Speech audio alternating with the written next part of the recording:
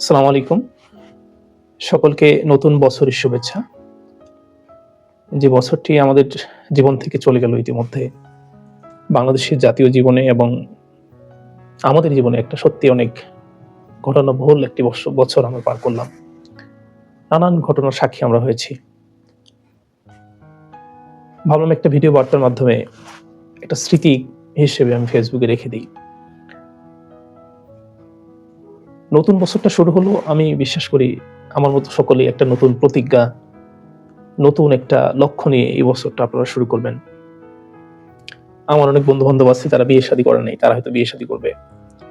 বা যারা বিয়ে করছে নতুন করে সংসার সাজাবে, নতুন করে আরো ভাববে, স্বপ্ন দেখবে। একটু সিরিয়াস ভাবে যদি আমরা ভাবি যে এই বছরটা আমাদের কিভাবে গেল। আমরা বিগত বছরের বিশেষ করে ২০২৫ সালে আমাদের জীবনের যে নানান ভুল, নানান বিষয় আছে আমরা সেগুলোকে নতুন করে শুধরে নিয়ে শুরু করতে পারি। আমি বিশ্বাস করি একটি মানুষ যদি মোরালি, ফিজিক্যালি এবং ফাইন্যান্সিয়ালি স্ট্রং থাকে তাহলে সে কাইন্ড অফ পারফেক্ট। মানে পৃথিবীর জন্য তো মোটামুটি একটা পারফেক্ট মানুষ। আর মোরালি স্ট্রং হতে গেলে অবশ্যই আপনাকে আপনার যে ধর্মই থাকুক না, সেই ধর্মপথে জীবনযাপন করার চেষ্টা করতে হবে। সত্যকে সত্য, বোল্ড। নিজের বিবেকের কাছে আমরা যেন দায়বদ্ধ না থাকি এমন কোনো কাজ আমরা করব না। এই প্রত্যাশা আমরা রাখতে পারি। One of the most important thing is নিজেকে ভালোবাসা। আমরা দেখা যাচ্ছে যে আমাদের পারিবারিক জীবন, রাষ্ট্রীয় জীবন, যারা খুব ব্যস্তময় জীবন পার করি, এমন সব জব করি যে চাকরিতে প্রচুর সময় আমাদেরকে বাইরে দিতে হয়। হয়তো আমরা নিজের প্রতি সেভাবে খেয়াল রাখতে পারি না। আল্টিমেটলি পৃথিবীতে আমরা যা কিছু করি নিজেকে কেন্দ্র করেই করি, নিজের জন্যই করি। কিন্তু এমন কোনো কর্মের মাধ্যমে আমরা হয়তো আছি বা এমন কোনো ব্যস্ততম জীবনযাপন করছি যেখানে হয়তো নিজের প্রতি খেয়াল রাখার আমাদের সেই সুযোগটা হয়ে ওঠে না। আমি প্রত্যাশা করব যে আমার মতো সকলে আমরা চেষ্টা করব যে নিজের প্রতি একটু খেয়াল রাখা। আরেকটা ইম্পর্টেন্ট বিষয় হলো যে যেহেতু আমরা একটা কর্ম করি, আবার কর্ম করে সেই কর্ম শেষে বাসায় ফিরে আসি। আমরা সেই জায়গায় ওয়ার্ক লাইফ এবং পার্সোনাল লাইফ বা ফ্যামিলি লাইফের মধ্যে আমাদের ব্যালেন্স অনেকের হয় না। ওয়ার্ক লাইফ অ্যান্ড ফ্যামিলি লাইফের ব্যালেন্স যে যত সুচারুভাবে করতে পারে, আমি বিশ্বাস করি যে সে তত ভালো থাকে। আমরা যারা বিবাহিত মানুষ আছি, কিছুদিন আগে আমার এক স্যার আমাকে এভাবে গল্প শোনাচ্ছিল যে যে কর্মজীবী পুরুষরা যত দ্রুত বাড়িতে ফিরে তার বাসায় গেলে দেখা যাবে যে সে বউকে ঠান্ডা পাবে, ভাত গরম পাবে। একইভাবে যে লেটে বাড়িতে যাবে দেখা যাচ্ছে যে ভাত ঠান্ডা পাবে, বউ গরম পাবে। সো প্রথম অপশনটা আমরা চুজ করব, ওয়ার্ক লাইফ এবং হচ্ছে পার্সোনাল লাইফের যে ম্যানেজমেন্ট, এটা আমরা সুন্দরভাবে করতে পারি। আরেকটি বিষয় হলো আমরা নতুন নতুন দক্ষতা অর্জন করার চেষ্টা করতে পারি। রিসেন্টলি একটা রিপোর্টে পড়লাম যে বিগত ১০০ বছরে পৃথিবী যতটা পরিবর্তন হয়েছে, ২০২৫ থেকে ২০৫০ সালের মধ্যে পৃথিবী এই ২৫ বছরে তার কয়েক গুণ বেশি পরিবর্তন হওয়ার সম্ভাবনা আছে। বিশেষ করে যে মানুষরা বিভিন্ন কর্মে আছে, ক্রিয়েটিভ কর্মে, এগুলো অধিকাংশ দখল করে নেবে এআই। আমরা বিশেষজ্ঞ কোনো পদ বা বিশেষজ্ঞ কোনো পেশা থাকবে সামনের দিনগুলোতে, এটা হয়তো আমাদের একটা অতীত হয়ে যাবে।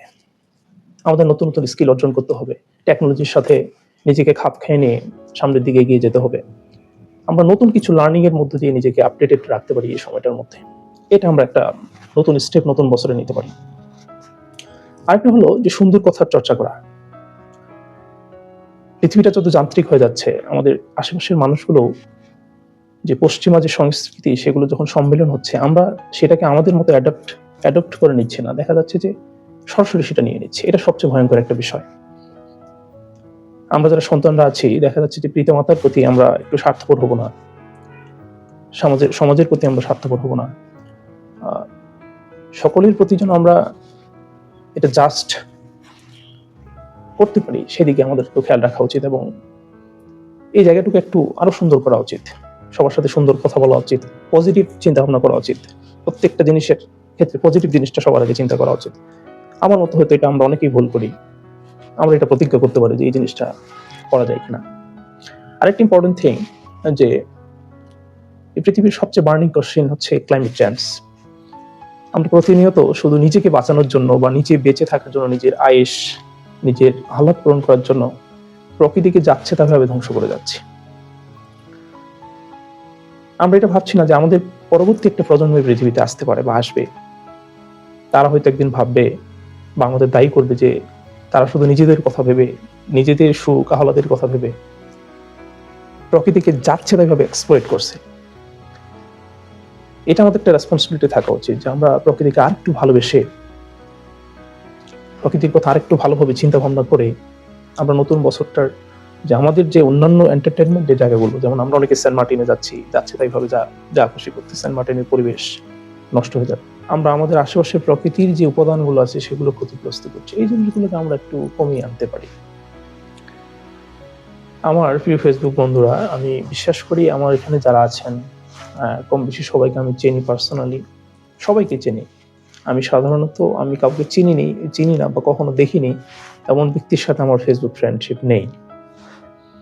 তো সকলের প্রতি আবারও আমি শুভেচ্ছা জানাচ্ছি নতুন বৎসরের, এবং আমি যতগুলো বিষয় বললাম এটা আমার মনের একটা সুপ্ত বাসনা, ভাবছি এই থটটা আপনার সাথে শেয়ার করা যেতে পারে, আপনারা নতুনভাবে ভাবতে পারেন।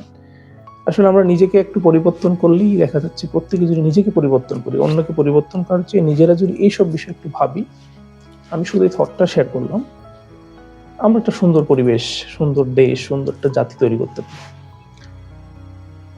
ওকে, সকলে ভালো থাকবেন।